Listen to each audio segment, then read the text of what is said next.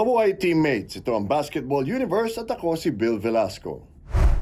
Ang bahaging ito ay hatid sa inyo ng Smart Sports. Hello Basketball Universe Philippines! We are the Dream Team Sakuragi! Hello, Basketball Universe PHL. This is Doug Kramer, and I'm inviting you to watch the episode where Bill Velasco interviews me here in the house. And continue to support the channel and Bill. Thank you so much. God bless. Hello Basketball Universe Philippines! Maraming salamat for being part of the show. Maraming salamat sa inyo lahat. Follow and like nyo po yung page na yon. Makikita nyo lahat ng mga sikat na influencer na basketball enthusiasts. Maraming salamat. Ayan, big shoutout Basketball Universe Philippines. Time here. Yo, you're watching Basketball Universe. This is Loudmouth Angelo, a Filipino mixtape, Buhay Bola. Let's go! Isang taon na po ang ating channel na Basketball Universe PHL at nais namin pong magpasalamat sa inyo sa pagtangkilik, pagsubaybay, pag-share at pag-follow sa ating channel. Balikan po natin ang ilan sa mga nakakagulat at nakakasorpresang eksena mula sa simula natin na tayo dumayo sa Bulacan hanggang sa mga panayam natin sa ibang bansa. Ang bahaging ito ay hatid sa inyo ng Smart Sports. Papakilala ko ngayon sa inyo ang ina ng lahat ng fan ni Robert Jaworski mula pa noong dekada 60. Dumako tayo sa Bulacan. Nay, pakikwento nga ulit sa akin paano kayo nahilig sa basketball. Ay, alanganin pang edad ko nung araw. Talaga naman. Kasi may kuya ako talaga na mahilig sa basketball. Kahit saan talagang inaano ako, sinasama. Hindi ko lang masabi ang taon o ano. Basta sinasama niya ako na, wari, sabihin niya sa akin, secondary college pa lang sa UUE noon siguro. Sabi niya, nagustuhan mo ba talaga siya? Sabi ko, gusto ko talaga siya na. Hanggang na nakapasok siya sa Nika. Hanggang na ano, talagang jowa talaga ako. Bakit po? Bakit si Jaworski? Na-admire ako sa kanya kasi kagaya niyan. Kagaya sa kwento ko na ako, isang probinsyana. Pag halimbawa manood kami, yung talaga na-entertain kami, hindi kagaya ng iba, pag sinabi nga na, ay ito ika, galing sa Bacolod to, from Bacolod to, yung ganyan.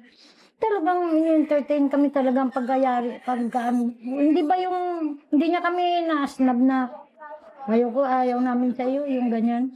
Kahit anong itsura mo, basta. What is it like having played in the PBA and now coaching a PBA? How different is it? It's wild because, you know, it's the same in some ways, meaning, you know, schedules and, you know, responsibilities of you know, whatever the role is as a player and as a coach. But it's so different because now being the head coach, it really gives me such a different perspective on the team that you want to put out there, you know? So I cannot go far from, you know, the person that I am, the player that I am, coaches I've learned from. So you try to grasp all that and all that experience and you put it into a pot where, you know, you've learned how to lead, you know, being a captain, you know, there's leadership skills that you need to apply, how to teach, you know, through my grassroots program.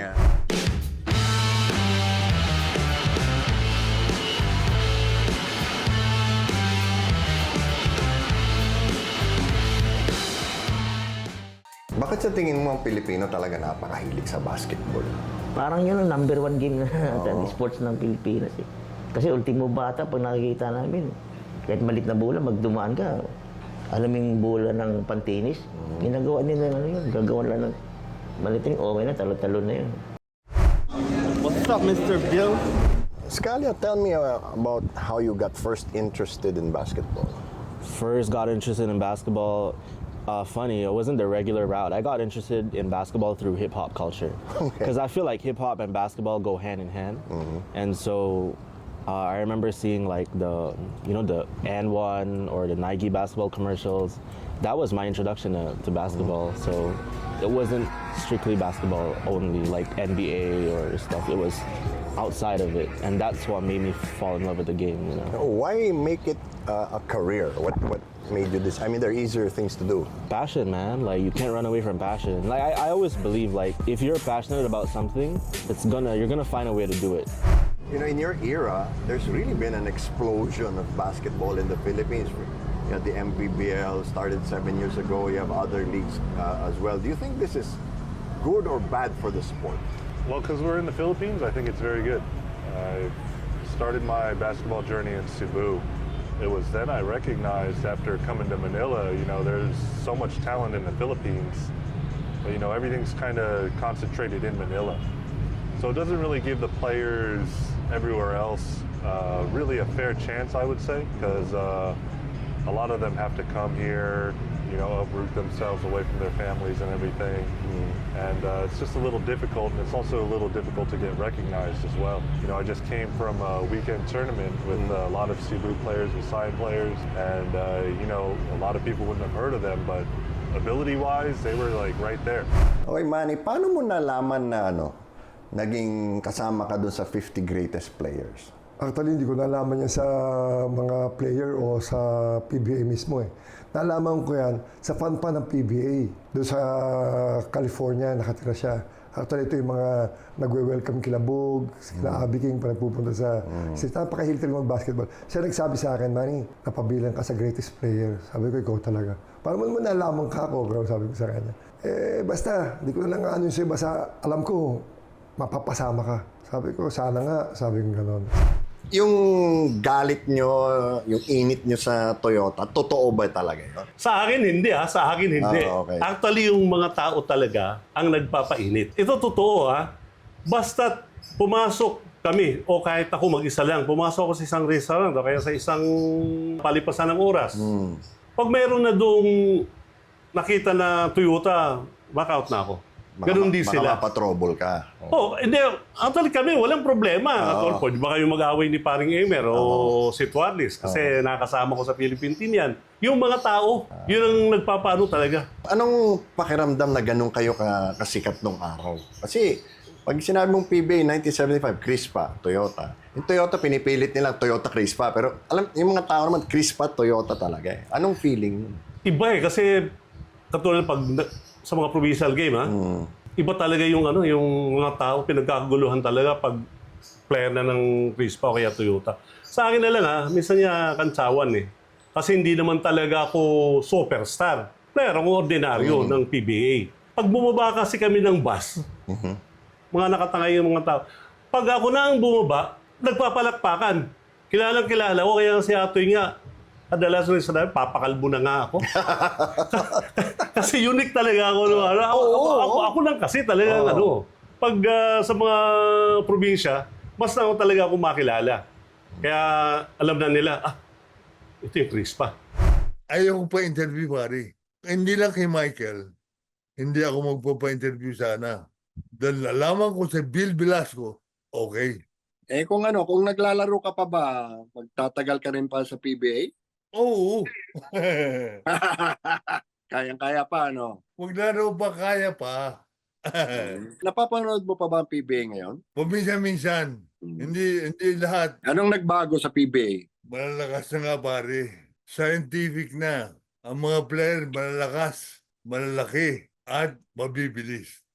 Nasa linya natin via Zoom si Sofia Dignadice, ang anak ng kilalang-kilala ninyo na PBA legend na si Yves Dignadice. Sofia. Hi. There's your dad. Hi, Will. Yves, kumusta ka na? Yeah. Mabuti naman. I just want to say hi to you. Oy, salamat.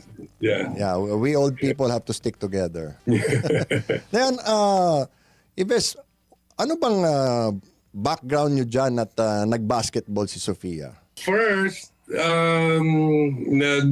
nasa bahay kami. Naglalaro ako konti dito sa mga Filipino. And then, one day, pagbaba ko, nakita ko siya nagdi-dribble ng bola, nasa roller skate.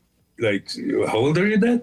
Maybe like, About 5 Yeah. 5 years old. And then sabi ko sa kanya, Sophia, take that off. If you want to dribble, you can dribble but take the roller skate. And sabi niya, no. Tinawag ko si mami niya.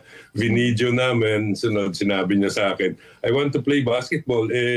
Hindi ko naman alam kung ano yung basketball talaga dito. Tawag ako sa mga kaibigan. No, Ibas, meron dyan sa ano lang natin, sa labas natin. Then the next day, dinala ko siya doon. Then she started training. She's getting better. Naglaro siya sa rec. Yun na yung umpisa. Sunod training na, nagustuhan. Tinrain ko siya. Sunod hanggang ngayon na. At yan ang Basketball Universe para sa araw na ito. Nais namin pasalamatan ang Smart Sports. Laging tandaan, saan man kayo at ano man ang ginagawa ninyo, magkakampi tayo.